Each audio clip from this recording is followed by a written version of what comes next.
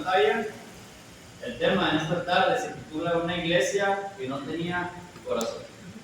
Una iglesia que no tenía corazón. Y le voy a invitar, hermano y amigo, que me acompañe a la lectura, a abrir su pasaje, su Biblia, en Apocalipsis, capítulo 2, versículo 1 al 7. Apocalipsis, capítulo 2, versículo 1 al 7. Dice el mensaje a las 7 iglesias, en específico el mensaje a Éfeso.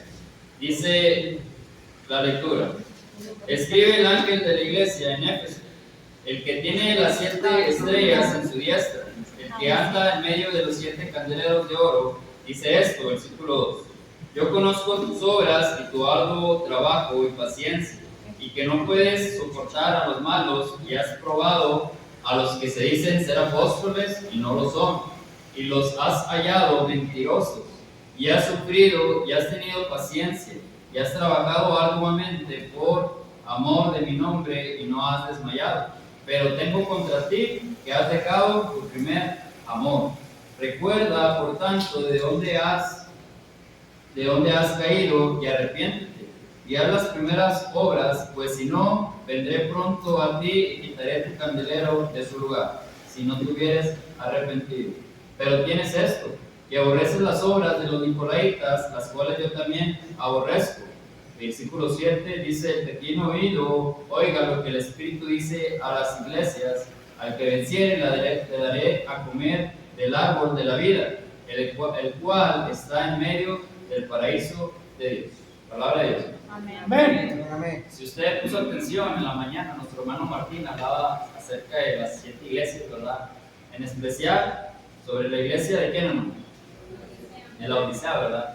En esta ocasión vamos a profundizar en esta iglesia, ¿verdad? Que era la iglesia de Éfeso. Y vamos a meditar en este tema, ¿verdad? Acerca de esta iglesia. Vamos a aprender lo que tiene Dios, vamos a escuchar lo que tiene Dios para decirnos en esta tarde. ¿Sí? Y fíjense, vamos a meditar en este pasaje, en este versículo, en 1 Samuel 16, 7. Dios le dice a Samuel, le dice: no mire su parecer ni a lo grande de su estatura, porque yo lo desecho. Porque Jehová no mira lo que mira el hombre, pues el hombre mira lo que está delante de sus ojos, pero Jehová mira el corazón. ¿Sí? Jehová mira el corazón. Y efectivamente, hermanos y amigos, efectivamente Jehová miró el corazón de esta iglesia. Esta iglesia de Éfeso, como vimos, era una iglesia que trabajaba arduamente, ¿verdad? Que era celosa, que defendía la doctrina. Pero Dios se dio cuenta, ¿verdad?, de que esta iglesia era una iglesia que le servía, que trabajaba arduamente, pero desafortunadamente lo hacía sin corazón, ¿verdad? Se dio cuenta que le estaba sirviendo, pero lo hacía sin corazón. Éfeso, hermanos, vamos a ver un poquito de historia. Éfeso era una ciudad en la costa occidental de la península de Anatolia, Turquía. Fue fundada por tribus de origen asiático que formaron pequeñas comunidades en sus planicies, estableciendo un santuario a cierta deidad relacionada con la fertilidad, que luego se convertiría en el culto a la famosa Diana o Artemisa. El templo de Diana, una de las 7 maravillas del mundo, era 4 veces más grande que el Partenón de Atenas. El servicio del templo estaba a cargo de sacerdotes, eunucos y sacerdotisas. La prostitución femenina y masculina se ejercía en sus recintos. La ciudad era famosa por la gran cantidad de magos y hechiceros que tenía. Y esta era la ciudad de Éfeso. Y vemos que en esa ciudad también había una congregación, la iglesia, que estaba en Éfeso. Y vamos a meditar, punto número 1, en las cualidades de esta iglesia. ¿Sí? Versículo 1, 3 y 6. Dice que trabajaban arduamente. Esta iglesia trabajaba arduamente. Del griego, esta frase proviene del griego kopos, ¿sí?, que significa trabajo duro, trabajar arduamente. Y además también del griego de la palabra copia, que significa trabajar hasta fatigarse, trabajar incansablemente, trabajar hasta alcanzarse. Y vemos unos ejemplos ahí de este tipo de trabajo en Romanos 16, 12 y en 2 Timoteo 12. Otra cualidad de esta iglesia, hermanos, era que las iglesias de Éfeso eran pacientes, ¿sí? En el versículo 3 nos menciona que eran pacientes, y esta palabra proviene del griego kukomoni, que significa persistencia, mantenerse, ¿sí? Mantenerse por debajo de situaciones muy adversas o muy difíciles. Era una iglesia que era paciente. Y además, esta era una iglesia que no toleraba a los falsos. Era una iglesia que estaba muy atenta en este aspecto, en este sentido, en cuanto a la doctrina. Dice que no eran hermanos que se hacían de la vista gorda ante situaciones de problemas o de este tipo de problemas en la iglesia en cuanto a la doctrina, ¿sí? Y vemos allí unos ejemplos en 1 de Juan 4.1, 6.2, en Juan 9.11, en 1 Corintios 5.1, y ahí vemos algunas de las citas de los pasajes en los que podemos ver este tipo de ejemplos, ¿verdad? Además, vemos ahí en el versículo 6, acompáñame en su lectura, en Apocalipsis 2.6, dice: pero tienes esto, que aborreces las obras de los nicolaitas, las cuales yo también aborrezco. Los nicolaitas, hermanos, ahí en el versículo 6 dice que eran unos adeptos, es decir, eran seguidores o partidarios de una idea, de una causa, de una persona. Eran adeptos de doctrinas perniciosas, este tipo de personas. ¿Qué quiere decir? Que este tipo de doctrinas perniciosas se refiere a una doctrina que causa mucho daño, Y estas personas se introdujeron en la iglesia de Éfeso y de Pérgamo. Estas personas seguían la doctrina de Balaam, de este profeta del Antiguo Testamento, que se empeñaba en hacerle daño al pueblo de Israel, al pueblo judío. Enseñaban a los cristianos que a causa del principio de la libertad, ellos podían consumir carnes ofrecidas a los ídolos y permitirse actos inmorales como los paganos. Dice lo que dice Apocalipsis 2.14. Dice: pero tengo unas pocas cosas contra ti, que tienes ahí a los que retienen la doctrina de Balaam, que enseñaba a Balac a poner tropiezo ante los hijos de Israel, a comerle cosas sacrificadas a los ídolos y a cometer fornicaciones. Y en el versículo 14, ahí mismo dice, en el 15 dice: y también tienes a los que retienen la doctrina de los nicolaitas, la que yo aborrezco. Así, los nicolaitas, hermanos, instigaban a los cristianos a no observar las prescripciones del Concilio de Jerusalén, que se habían reunido en el 50 después de Cristo. Acompáñenme a abrir ahí en su Biblia, en Hechos, capítulo 15, versículo 19. Hechos, capítulo 15, versículo 19. Y dice de la siguiente manera: por lo cual yo juzgo que no se inquieten los cristianos. Es Hechos 15, 29. Dice: que os abstengáis de lo sacrificado a ídolos, de sangre, de ahogado y de fornicación, de las cuales cosas, si os guardareis, bien haréis, pasando bien. Si ven cómo este tipo de personas, estos nicolaitas, era gente que se dedicaba a hacerle daño a la iglesia, ¿verdad?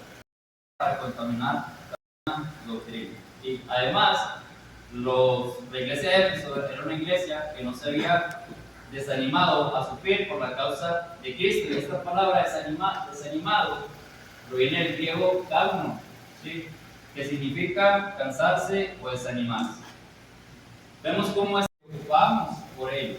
1 Corintios 12, 25, 26. Cuando solo pensamos en nosotros mismos. 1 Corintios 14, 1 al 4. Cuando ya no estamos creciendo en la obra del Señor. 1 Corintios 15, 58.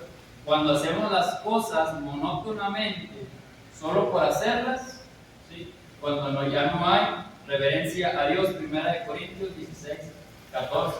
De igual manera, hermanos, hoy podemos estar sirviendo a Dios al igual que la iglesia en Éfeso, cuando llegamos continuamente tarde a las reuniones de la iglesia, cuando en la reunión nos estamos durmiendo, cuando nos estamos distrayendo constantemente en el celular, viendo Facebook, jugando con el bebé de la hermana, peinándonos, jugando con el celular, etcétera, etcétera.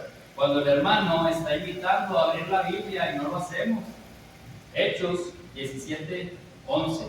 Cuando sentimos que el servicio de adoración cuando sentimos que el servicio de adoración a Dios como una carga, solo estamos viendo el reloj para ver a qué hora se acaba el culto, porque tengo cosas que hacer más adelante, porque me quiero, acabando el culto, me voy a ir a pasear, porque acabando el culto voy a hacer esto, etcétera, etcétera, ¿verdad? Cuando hacemos estas cosas, podemos estar fallando a Dios, podemos estar sirviendo a Dios de la misma manera en lo que servía, en lo que lo hacía la iglesia en Éfeso. Y vamos a ver, punto número 3, la solución. ¿Sí? Versículo 5, ahí en Apocalipsis, capítulo 2, dice: recuerda por tanto de dónde has caído y arrepiéntete y haz las primeras obras, pues si no, vendré pronto a ti y quitaré tu candelero de su lugar, si no tuvieres arrepentido. Punto número 1, la solución, dice recuerda. Recuerda, del griego neumoneo, que significa recordar, acordarse, tener en mente, pensar, hacer alusión. Esto, hermanos y amigos, denota un acto de examen de conciencia. Un examen de conciencia. Acompáñenme a abrir sus Biblias en 2 Corintios, capítulo 13, versículo 5, por favor. 2 Corintios, capítulo 13, versículo 5. Dice: examinaos a vosotros mismos si estáis en la fe, probaos vosotros mismos, o no conocéis a vosotros mismos que Jesucristo está en vosotros, o a menos que estéis reprobados. ¿Sí? Esto nos enseña a hacer un examen de conciencia. Y esto denota, hermanos, es algo parecido a lo que hizo el hijo pródigo. ¿Usted se acuerda del hijo pródigo? Lo que hizo, acompáñame a leer su lectura allá en Lucas, capítulo 15, versículo 8. Lucas 15, 8, y dice de la siguiente manera. 15, 18, perdón. Lucas 15, 18.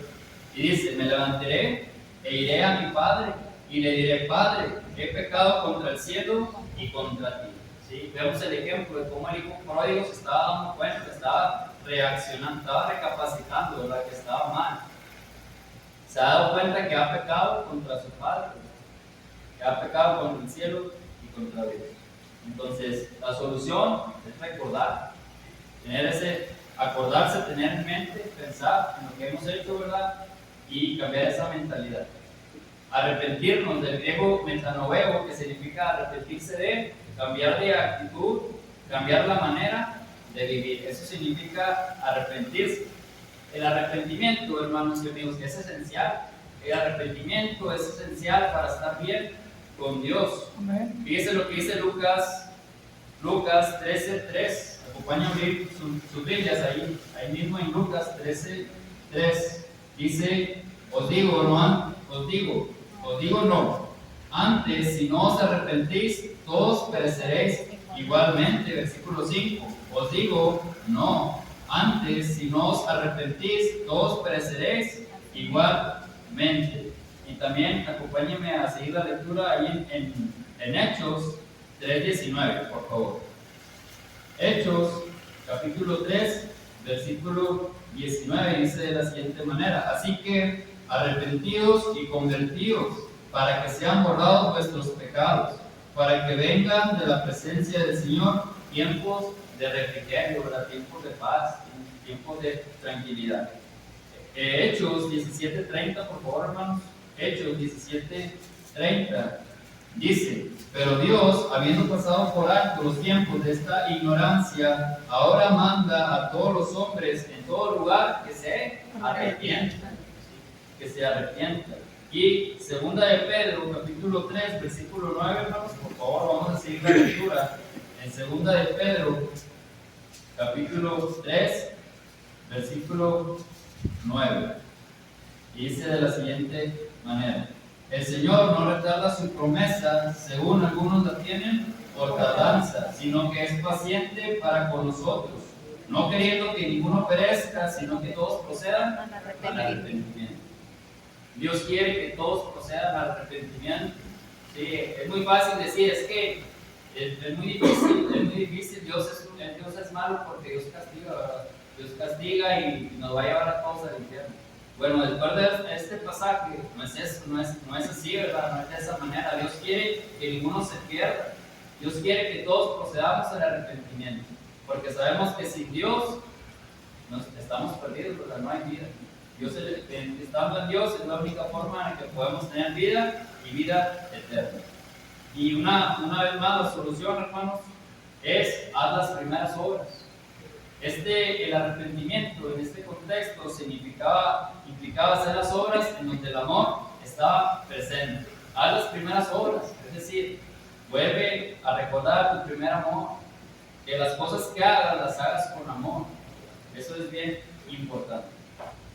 Y vamos a ver ahora, punto número 4, la advertencia. Acompáñame en Apocalipsis 2:5, dice: recuerda por tanto de dónde has caído y arrepiéntete y haz las primeras obras, pues si no, vendré pronto a ti y quitaré tu candelero de su lugar si no te hubieres arrepentido. Esa es la advertencia del Señor Jesús en cuanto a la iglesia de Éfeso.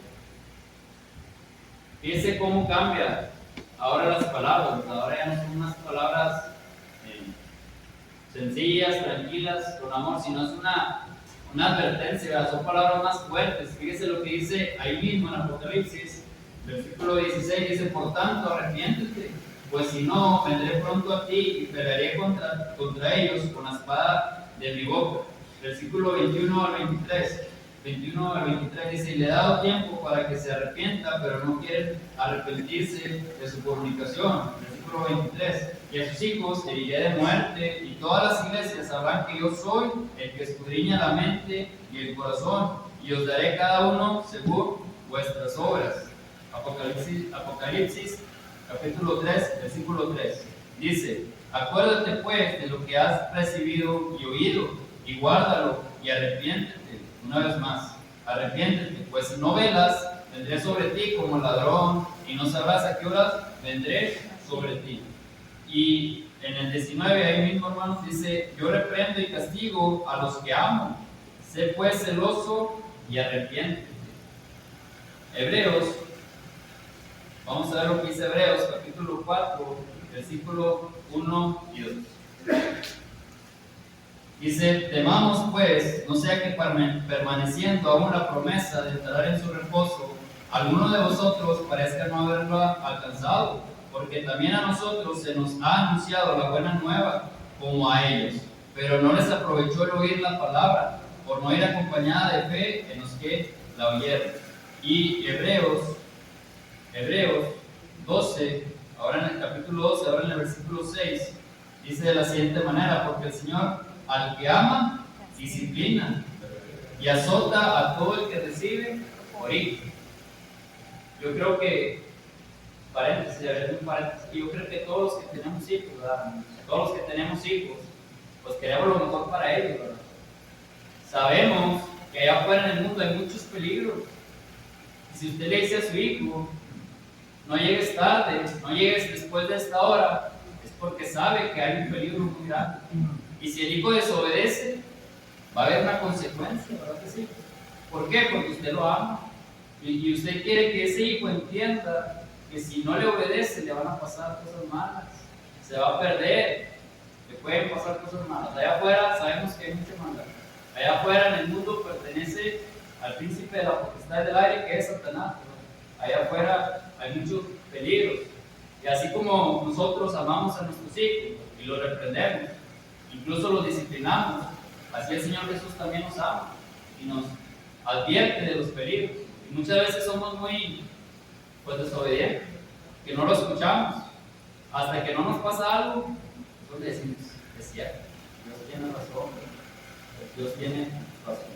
Entonces era la advertencia que Jesús le estaba haciendo a la iglesia en Éfeso: vendré pronto a ti y quitaré el candelero de su lugar, quitaré esta razón de ser de la iglesia. Y vemos la advertencia, y ahora como punto número 5 vamos a ver la recompensa. Apocalipsis 2:7 dice: el que tiene oído, oiga lo que el Espíritu dice a las iglesias. Al que venciere le daré a comer del árbol de la vida, el cual está en medio del paraíso de Dios. Comer del árbol de la vida, hermanos, amigos, significa la vida eterna. Acompáñenme lo que dice Génesis capítulo 2, versículo 9. Génesis 2:9 dice: y Jehová Dios hizo nacer de la tierra todo árbol delicioso a la vista y bueno para comer, también el árbol de la vida en medio del huerto, y el árbol de la ciencia del bien y del mal. Y ahí mismo, pero ahora en el capítulo 3, Génesis 3, versículo 22, dice: y Jehová Dios, y dijo Jehová Dios: he aquí el hombre es como uno de nosotros, sabiendo el bien y el mal. Ahora pues, que no largue su mano y tome también del árbol de la vida y coma y viva para siempre. Vemos que el comer del árbol de la vida significa tener la vida eterna. Vida eterna. Y además, la recompensa para esta iglesia y para cada uno de nosotros, si hacemos la voluntad de Dios, es estar en el cielo. Acompáñame a abrir Apocalipsis capítulo 22, versículo 2. Dice: en medio de la calle de la ciudad y a uno y otro lado del río estaba el árbol de la vida. Una vez más se menciona el árbol de la vida. Y dice que produce 12 frutos, dando cada mes su fruto, y las hojas del árbol eran para la sanidad de las naciones. Y qué hermoso, ¿verdad? Qué hermoso sería estar un día allá en el cielo con nuestro Dios.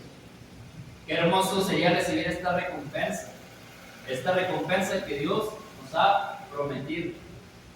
Pero hemos visto lo que tenemos que hacer la voluntad de Dios. Tenemos que tener cuidado de no caer en estos errores que estaba cayendo la iglesia de Éfeso. Y como conclusión, en esta ocasión, amigos y hermanos, hemos hablado de una iglesia que no tenía corazón. Esta era la iglesia de Éfeso. Vimos, punto número 1, sus cualidades. Vimos, número 2, su problema. Vimos, número 3, la solución al problema. Número 4, vimos la advertencia. Y número 5, la recompensa. La iglesia de Éfeso, hermanos y amigos, era una iglesia que estaba sirviendo a Dios. Era una iglesia que ante los ojos de los hombres era una iglesia activa, que trabajaba, que servía a Dios. Pero como vimos, Dios no ve lo que el hombre ve. Dios mira el corazón de las personas. Dios se había dado cuenta que esta iglesia estaba sirviendo, pero lo hacía sin amor. Lo hacía sin su primer amor. Y en esta tarde nosotros, hermanos, mi pregunta es: ¿cómo le estamos sirviendo a Dios? ¿Cómo le estamos sirviendo a Dios? Recapacitemos y analicemos esta pregunta, que la tengamos en nuestra mente y en nuestro corazón. Mi deseo, hermano y amigo, en esta ocasión, mi oración, es que nosotros sirvamos a Dios y lo hagamos de una manera que recordemos nuestro primer amor. Que todo lo que usted haga, que todo lo que usted y yo hagamos, lo hagamos con amor, sirviendo al Señor. Porque como vimos, 1 Corintios 13:1-3, de nada sirve todo lo que hagamos, de nada sirve una vida dedicada al Señor si no lo hacemos con amor. Y quiero terminar con este versículo, 1 Juan 4:20. Dice: si alguno dice yo amo a Dios y aborrece a su hermano, que dice, es mentiroso. Pues el que no ama a su hermano, a quien ha visto, ¿cómo puede amar a Dios a quien no ha visto? Meditemos en este versículo, en esta pregunta, esperando que este mensaje haya sido de beneficio y provecho para cada uno de nosotros. Que Dios los bendiga. Amén, hermano.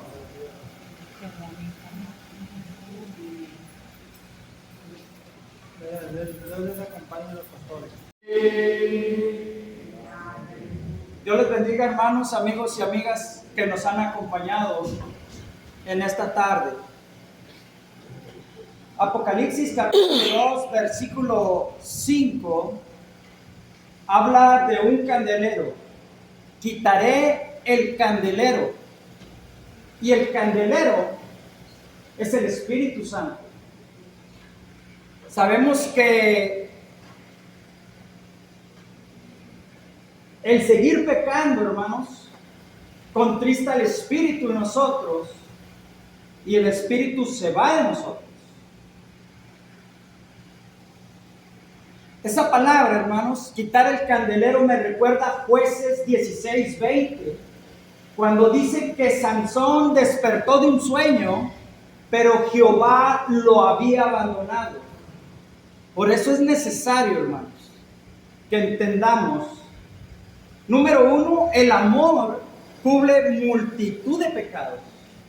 En el amor no hay temor, porque el verdadero amor echa fuera el temor, porque el temor en sí lleva ya parte de castigo. En otras palabras, hermanos, el temor es parte del castigo antes del castigo de la muerte segunda. Por eso es necesario, hermanos, que el Espíritu mismo nos redarguya de pecados, según lo que dice Juan 16:8. Dice que el Espíritu nos va a redarguir de pecado y de juicio. Por eso es necesario que entendamos la palabra de Dios que ha sido predicada es con un propósito. Que entendamos, número uno, que sin amor es imposible amarnos entre hermanos.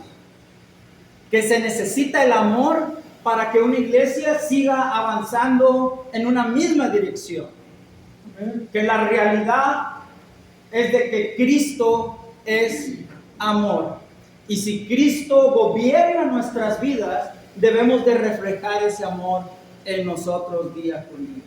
Amigo y amiga que nos acompañas, la palabra de Dios en esta tarde ha sido expuesta.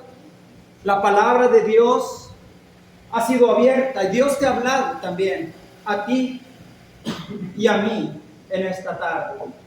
Y Dios te ha dicho que es necesario que vengas a Él, que confieses a Cristo, el creador del amor en este mundo, venga a gobernar tu vida. Porque Cristo es amor. Si hay alguien en esta tarde que haya entendido el mensaje, que ya no quiera vivir como el mundo vive, hoy es el día de salvación. Dice la palabra de Dios, porque con el corazón se cree para justicia, pero con la boca se confiesa para salvación. Es necesario que busquemos a Dios en vida, porque ya muerto no hay nada que hacer. Por eso dice la palabra, buscar a Jehová mientras pueda ser hallado, y Él será fiel en perdonarnos. ¿Por qué? Porque tiene misericordia de vosotros. Dice, aunque tus pecados fueran rojos como el carmesí, como la blanca nieve vendrán a ser emblanquecidos. Aunque tus pecados fueran rojos como la grana, como la blanca lana vendrán a ser emblanquecidos. Si hay alguien en esta tarde que quiera venir a Cristo, que quiera venir a morir a la carne y a ser sepultado en las aguas del bautismo y nacer de nuevo, ya no de la carne, porque lo que es nacido de la carne, carne es, y lo que es nacido del Espíritu, Espíritu es. Y si naces del Espíritu, el verdadero amor vendrá a morar en ti y vendrá a morar en todos los que le busquemos. La invitación ha sido expuesta. Si hay alguien, pase al frente en lo que seguimos cantando la tercera. La verdad.